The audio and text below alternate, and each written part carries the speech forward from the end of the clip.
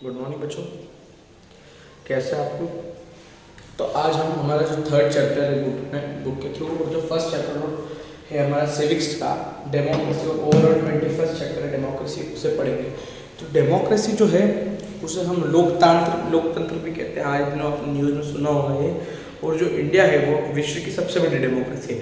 Democracy में आपको अगर शॉर्ट वर्ड्स में समझाऊँ तो हम कह सकते हैं रूल ऑफ पीपल होता है, ठीक है, यानी कि लोगों का राज। कैसे होता है लोगों का राज? क्योंकि लोग वोटिंग करके अपने जो रिप्रेजेंटेटिव्स होते हैं, जैसे कि एमएलएज एमपीज जो नेता होते हैं, उन्हें चुनते हैं और ये डिसाइड करते हैं कि हमें कौन रूल करेगा, कि हमारी मांगे कौन सुनेगा, हमारे एरिया में काम कौन करेगा, ठीक है। तो इसके लिए लोग रिस्पॉन्सिबल होते हैं, इसलिए इसे हम डेमोक्रेसी कहते हैं, हिंदी में लोकतंत्र, ठीक है। तो हम स्टार्ट करते हैं। India is the largest democracy in the world. जैसे कि मैंने आपको पहले बताया, भारत जो है वो विश्व की सबसे बड़ी डेमोक्रेसी है। The word democracy means rule of people. तो जो डेमोक्रेसी वर्ड होता है उसका मतलब होता है पीपल का रूल, यानी लोगों का राज। It comes from the two Greek word which means demo and kratos. ये जो वर्ड है डेमोक्रेसी, ये ग्रीक वर्ड में से आता है दो, डेमो यानी कि लोग और क्रेटास यानी कि रूल, यानी लोगों के रूल बनता है इससे, ठीक है। लोगों का रूल होता है इसका मीनिंग अगर कहा जाए ग्रीक में। तो democracy is a form of government in which the people govern themselves. तो डेमोक्रेसी एक इस प्रकार की गवर्नमेंट है जिसमें लोग अपने आप को गवर्न करते हैं, अपने आप पे जो है शासन करते हैं, आइदर डायरेक्टली और through representatives to elect their purposes. यानी या तो डायरेक्टली करते हैं या फिर रिप्रेजेंटेटिव्स यानी कि जो एमपीज एमएलए होते हैं उनके थ्रू, ठीक है। In the 1860s, President Abraham Lincoln of USA defined democracy as the government of the people, by the people and for the people। यानी कि जब 1860 में जो यूएस यानी कि यूनाइटेड स्टेट्स ऑफ अमेरिका, तो वहाँ के जो प्रधानमंत्री थे उस समय, उन्होंने डेमोक्रेसी को डिफाइन करा है the government of the people. यानी कि जो गवर्नमेंट होती है डेमोक्रेसी में वो लोगों की होती है, बाय द पीपल लोगों के द्वारा होती है, एंड फॉर द पीपल और लोगों के लिए होती है, ठीक है। वो हम पढ़ेंगे यहाँ पर टाइप्स ऑफ गवर्नमेंट। सबसे पहले पढ़ेंगे हम democratic government. Democracy is one of the best and most popular form of government in the world. यानी डेमोक्रेसी जो है अभी फिलहाल विश्व में सबसे पॉपुलर और सबसे इजी फॉर्म है गवर्न करने की। In democracy the government is elected by the people by exercising universal एडेड फ्रेंचाइजी। यानी कि जो डेमोक्रेसी है उसमें जो नेता है, एमपीज एमएलएज है, वो लोगों के द्वारा चुने जाते हैं यूनिवर्सल एडेड फ्रेंचाइजी द्वारा। यूनिवर्सल एडेड फ्रेंचाइजी क्या होती है, आपने 6th में पढ़ा है और 7th में चैप्टर में आप आगे पढ़ेंगे, ठीक है। तो पहला पॉइंट है, two types of democratic government exist all over the world. तो मतलब दो प्रकार की डेमोक्रेटिक गवर्नमेंट पाई जाती है पूरे विश्व में, और वो कौन कौन सी है? पहली है पार्लियामेंट्री फॉर्म ऑफ गवर्नमेंट और दूसरी है presidential form of government. Parliamentary form of government में in this type of government two organs of the government that is legislation and executive are closely related to each other. तब इस प्रकार की जो democracy रहती है उसमें जो दो ऑर्गन रहते हैं गवर्नमेंट के, एग्जीक्यूटिव और जुडिशियरी, एग्जीक्यूटिव और लेजिस्लेटिव, वो एक दूसरे से बहुत कनेक्टेड रहते हैं और एक दूसरे के साथ ही डिसीजन लेते हैं। लेकिन जो प्रेसिडेंशियल फॉर्म ऑफ गवर्नमेंट है, in this type of government president is the head of the state as well as of the government. तो भारत में जो है पार्लियामेंट्री फॉर्म ऑफ गवर्नमेंट है, ठीक है। और प्रेसिडेंशियल फॉर्म ऑफ गवर्नमेंट में जो है प्रेसिडेंट जो होता है कंट्री का, वो कंट्री का हेड तो होता ही है, साथ ही साथ साथ वो गवर्नमेंट का भी हेड होता है, ठीक है। तो प्रेसिडेंट के अंदर होती है पूरी गवर्नमेंट और पूरा कंट्री प्रेसिडेंटरी फॉर्म ऑफ गवर्नमेंट में, जो कि अमेरिका में पाया जाता है, लेकिन भारत में जो है पहला वाला पाया जाता है, ठीक है। पहला वाला जो है पार्लियामेंट्री फॉर्म ऑफ गवर्नमेंट पाया जाता है। तो हम बात करेंगे यूनिटरी गवर्नमेंट की। In unitary form of government there is no division in powers. और जो यूनिटरी फॉर्म ऑफ गवर्नमेंट रहती है ना, उसमें पावर्स में डिवीजन नहीं होता है। ऐसा नहीं है कि मतलब कुछ पावर सेंट्रल गवर्नमेंट को दे रखी है जो दिल्ली में, कुछ पावर जो है स्टेट गवर्नमेंट को दे रखी है जो भोपाल में, जैसा कि इंडिया में वैसा नहीं होता है यूनिटरी फॉर्म ऑफ गवर्नमेंट में। They are concentrated in one constitutional authority. This type of government exists in Sri Lanka, China। और ये जो है सिर्फ एक गवर्नमेंट द्वारा जो है चलाई जाती है, पूरा स्टेट और जो सेंटर है, ठीक है। और इस प्रकार की गवर्नमेंट जो है श्रीलंका और चाइना में पाई जाती है।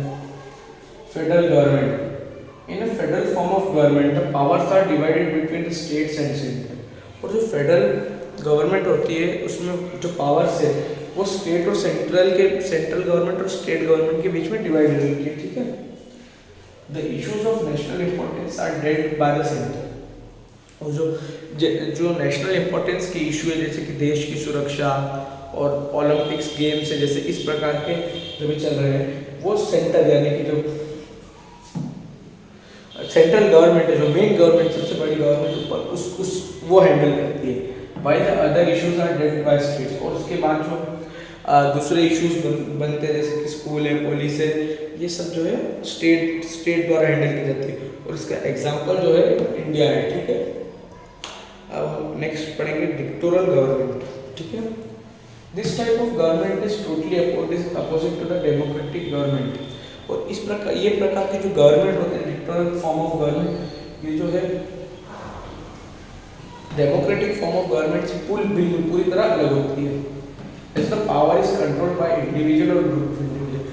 क्यों? क्योंकि इसमें जो है पावर जो है ना वो एक व्यक्ति या ग्रुप के हाथ में ही होती है, ठीक है।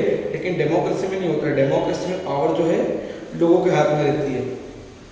अब हमारा नेक्स्ट टॉपिक है सोशलिस्ट गवर्नमेंट, ठीक है। In a socialist government means of production are controlled by central government. At present communist socialist government ये होती है कि सिर्फ अब आप देखिए गवर्नमेंट में तो भारत में बहुत अलग अलग पार्टियां हैं, कांग्रेस है, बीजेपी है। लेकिन सोशलिस्ट फॉर्म ऑफ गवर्नमेंट ये होता है कि सिर्फ एक पार्टी प्रेजेंट रहती है देश में और उस पार्टी में से रिप्रेजेंटेटिव्स एक दूसरे से इलेक्शन लड़ते हैं, ठीक है। इस फॉर्म की गवर्नमेंट जो है अभी चाइना में मिलती है, ठीक। अब हम जो नेक्स्ट टॉपिक है हमारा उस पर आएंगे। जो इंट्रोडक्शन डेमोक्रेसी है, आपके डेफिनेशन ऑफ डेमोक्रेसी, ये टॉपिक नहीं आ रहा है, ये कट है। इस चैप्टर में से बहुत सारे जो टॉपिक्स है वो कट किए गए हैं, ठीक है। तो आप पेंसिल साथ में लेके बैठिएगा उन्हें कट करने के लिए। तो हमारा जो नेक्स्ट टॉपिक है वो है emergence of democracy. The emergence of democracy is not uniform throughout the world. Emergence of democracy क्या होता है? जो डेमोक्रेसी कब किस देश में आई, ठीक है। तो ऐसा नहीं कि एक साथ एक जादू हुआ और पूरे विश्व में के जितने भी देश है सब में डेमोक्रेसी आ गई, ऐसा नहीं है। सब ने अपनी अपनी लड़ाई लड़ी। किसी को जल्दी डेमोक्रेसी मिल गई, जैसे कि अमेरिका को उनको 17th सेंचुरी में डेमोक्रेसी मिल गई थी, तो किसी को बहुत लेट मिली, जैसे कि यहाँ लीबिया है 2011, म्यांमार 2012, ठीक है। The historical evolution of democracy, of the emergence of democracy can be understood through the figures discussed below. और जो डेमोक्रेसी है इसका जो हम कह सकते हैं इमरजेंस समझा जा सकता है जो नीचे दूसरी कंट्रीज के एग्जांपल दिए गए, जैसे कि ग्रीस दी गई है, उसके बाद नीचे इंग्लैंड और फ्रांस भी है। तो इन्हें हम थोड़ा थोड़ा समझेंगे कि ये जो इनके रिवॉल्यूशन है जिसके थ्रू डेमोक्रेसी मिली सबको, ये जो है आप जब हायर क्लासेस में जाएंगे जैसे कि 10th 11th है वहाँ पर बहुत अच्छे से और बहुत बड़े बड़े तरीके में डिस्कस किए गए हैं, लगभग एक एक चैप्टर है पूरे, ठीक है। तो ग्रीस का पढ़ेंगे। Democracy first flourished in the Greek cities states reaching to its fullest expression in ancient Athens. तो जो डेमोक्रेसी है वो सबसे पहले पता है कहाँ पाई गई थी? ग्रीस में। ग्रीस की जो एक सिटी है एथेंस, वहाँ पर पाई गई थी, ठीक है। वहाँ सबसे पहले डेमोक्रेसी नाम का उपयोग किया गया था, ठीक है, रूल और पावर। और जो डेमोक्रेसी ये वर्ड भी हमने आगे पढ़ा कि ग्रीक वर्ड है। तो हम दूसरा एग्जांपल पढ़ेंगे इंग्लैंड का। In England a popular revolt broke in 1688 which put end to an autocratic rule of James. यानी कि इंग्लैंड में एक बहुत ही पॉपुलर रिवॉल्ट हुआ था 1688 में, which is popularly known as glorious revolution, जिसका नाम ग्लोरियस रेवोल्यूशन भी है, ठीक है।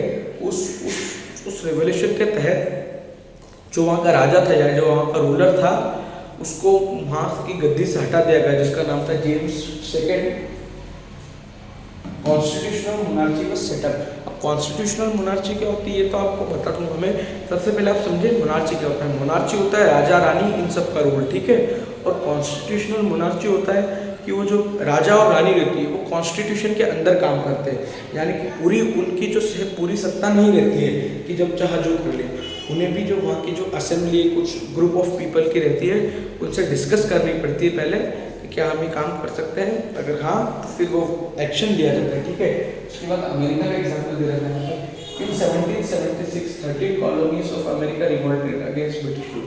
और लगभग 1776 में यानी कि 1776 में जो 13 अमेरिकन कॉलोनीज थी, यानी कि जो 13 अमेरिका में 13 ऐसी जगह थी जब ब्रिटेन का कब्जा था, तो वहाँ पर रिवॉल्ट हुआ और ब्रिटेन को वहाँ से उखाड़ फेंक गया। This revolt led to the end of foreign rule in America. और इस रिवॉल्ट के तहत जो वहाँ पर ब्रिटेन थी, यानी कि जो इंग्लैंड के लोग थे, वहाँ से उन्हें भगा दिया गया। After this revolt which is popularly known as American war of independence, democratic government was established in America. और इस रिवॉल्ट के बाद, जिसे हम अमेरिकन वॉर ऑफ इंडिपेंडेंस के नाम से भी जाने जाते हैं, इसके बाद जो है वहाँ पर डेमोक्रेटिक गवर्नमेंट सेटअप हो गई अमेरिका में, ठीक। अब जो नेक्स्ट है हमारा फ्रांस है। The French revolution of 1789 gave the ideas of liberty, equality and fraternity। तो जो फ्रेंच रेवोल्यूशन था जो कि 1789 में हुआ, उसने हमें लिबर्टी, इक्वलिटी और फ्रेटर्निटी जैसे वर्ड दिए और उसका आइडिया दिया। These ideas inspired democracies all over the world। और ये जो आइडिया है, इन्होंने डेमोक्रेसी को पूरे विश्व में इंस्पायर करा, ठीक है। और ये जो लिबर्टी, इक्वलिटी, फ्रेटर्निटी है, इसे हम आगे पढ़ेंगे और, ठीक है, आगे इसे थोड़ा और डिटेल में समझाएगा। इस वीडियो के लिए इतना ही, ठीक है। और कल हम इस चैप्टर का जितना भी बचा हुआ पार्ट है वो कंप्लीट कर देंगे, उसका वीडियो डल जाएगा। और मैं आपको एक और बार रिमाइंड करा दूं कि 4 तारीख से, यानी कि 4 अगस्त से आपके टेस्ट स्टार्ट हो रहे हैं। तो सोशल में आपका कोर्स है, 2 चैप्टर आ रहे हैं सिर्फ। पहला जो हिस्ट्री का चैप्टर है वो, और दूसरा ज्योग्राफी का चैप्टर आ रहा है, ठीक है। Thank you.